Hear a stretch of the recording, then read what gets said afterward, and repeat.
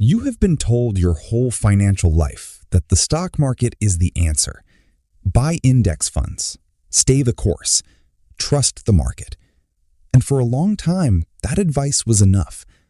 But something has shifted in 2026, and the people who manage the most money in the world, the institutions, the endowments, the family offices, are quietly moving their capital somewhere else.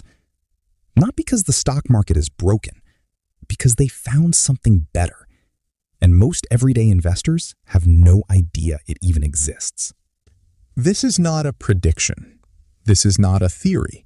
This is a structural shift already happening in how serious money gets allocated. And by the end of this, you will understand exactly what it is, why it is happening right now, and how you can position yourself to benefit from it before the rest of the crowd catches on. Let us start with the problem. The stock market in 2026 is not the same machine it was 20 years ago. Volatility has become the baseline. In a single week, major indexes can swing 5, 6, even 8% in either direction, driven not by earnings or fundamentals, but by geopolitical headlines, Federal Reserve language, and algorithmic trading reacting to algorithmic trading. The average retail investor trying to build long-term wealth is playing a game that has been increasingly optimized against them. Mohamed El-Erian, one of the most respected economists in global finance, has described the current market environment as one where traditional valuation models have lost predictive power. When the relationship between corporate earnings and stock price breaks down, the foundational logic of owning equities becomes harder to defend. And that breakdown is exactly what smart money has been responding to. So where is the money going? The first major destination is private credit. And if you have never heard of it, you are not alone. Until recently, private credit was almost exclusively the domain of institutional investors, pension funds, sovereign wealth funds, university endowments. It is not traded on any public exchange. It does not show up on your brokerage app. But it is now the fastest growing segment of global alternative finance. Here is how private credit works. Instead of a company borrowing money from a bank or issuing public bonds, it borrows directly from a private lender or a pool of private lenders. These are direct loans. The borrower pays interest, typically far higher than what you would find in the bond market, and the lender earns that income throughout the life of the loan. The returns in private credit have consistently ranged between 9 and 14% annually in recent years, often with less correlation to stock market swings than any publicly traded asset class.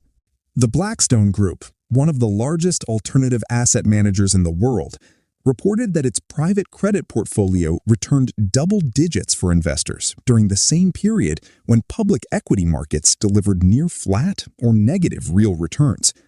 That gap is not noise. That is a structural advantage built into the nature of private lending. Why does private credit pay so much more?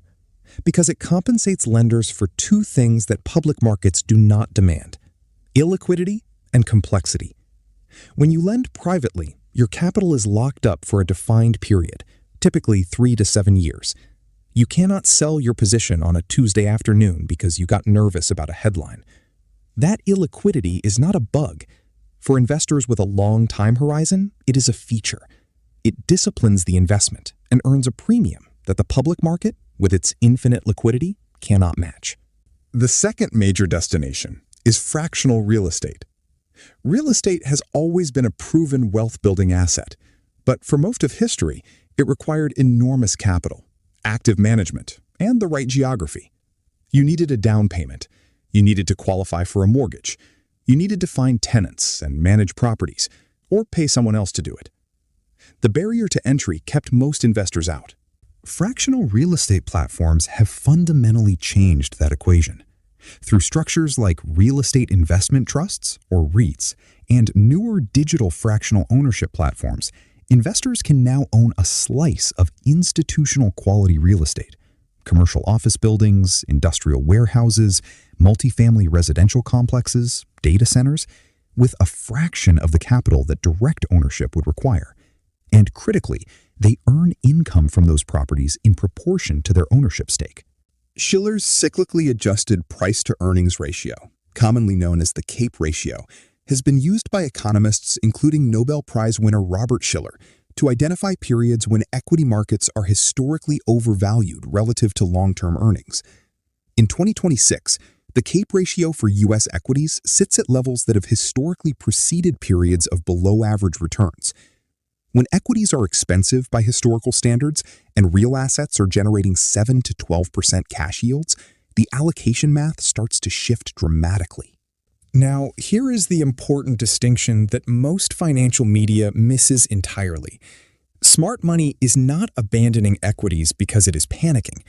Smart money is reallocating because it is optimizing. There is a fundamental difference between a fearful exit and a strategic rotation. Panic sells everything. Strategy moves capital toward better risk-adjusted returns. And the institutions managing billions of dollars have been doing exactly that. Not all at once, not with a press release, but gradually, quarter by quarter, increasing their allocations to alternatives. The Yale Endowment, managed for decades under the investment philosophy of the late David Swensen, pioneered what became known as the endowment model. Swensen's core insight was radical for its time. A portfolio dominated by public equities and bonds was actually a riskier, lower return portfolio than one diversified across private equity, real assets, hedge funds, and private credit. Yale's endowment consistently outperformed traditional portfolios by significant margins for 3 consecutive decades by following this model. What was radical in the 1990s is now considered best practice for sophisticated institutional investors, and in 2026, it is becoming accessible to everyday investors for the first time.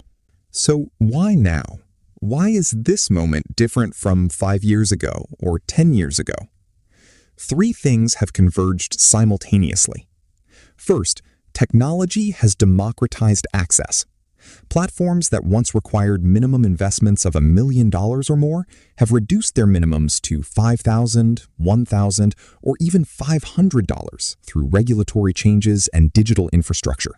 Second, the interest rate environment has made yield-generating alternative assets significantly more attractive relative to traditional fixed income. When bonds were paying near zero, alternatives competed with nothing. Now they compete on their own merits. Third, retail investor sophistication has increased. The generation of investors entering their peak earning years in 2026 grew up researching investments online, questioning mainstream financial advice, and seeking asymmetric opportunities. But here is where you need to be careful. Not all alternatives are created equal. The same democratization that opens doors to legitimate private credit and fractional real estate also opens doors to poorly structured products, high-fee vehicles, and outright fraud dressed in the language of sophistication. The questions you must ask before allocating any capital to an alternative investment are always the same. Who manages this money, and what is their track record across full market cycles, including downturns? What are the fees, both visible and hidden? What is the liquidity structure, and what happens if you need your money before the term ends? Is this investment registered with the appropriate regulatory body or operating in a gray area? And how does this asset behave when the rest of your portfolio is under stress? Diversification inside alternatives matters as much as diversification between asset classes. Putting everything into one private credit fund is not diversification. It is concentration with extra steps. The goal is to build a layer of your portfolio that generates income and appreciation with lower correlation to public market volatility, not to replace one form of concentration risk with another. The shift happening in 2026 is not a revolution. It is an evolution. It is the gradual, rational movement of capital towards structures that offer better compensation for the risks investors are already taking. The stock market is not going away. Index funds are not worthless. But for investors who want to build real, durable wealth across the next decade, the portfolio that wins will likely look very different from the one that worked in the previous decade. The investors who figure this out early will have years of compounding returns before the mainstream catches on. The investors who wait for the mainstream to validate it will arrive late and overpay. You were told your whole financial life that the stock market is the answer. And for a long time it was. But the smartest money in the world has already started asking a different question. Not where should I invest in the market, but how much of my wealth actually needs to be in the market at all?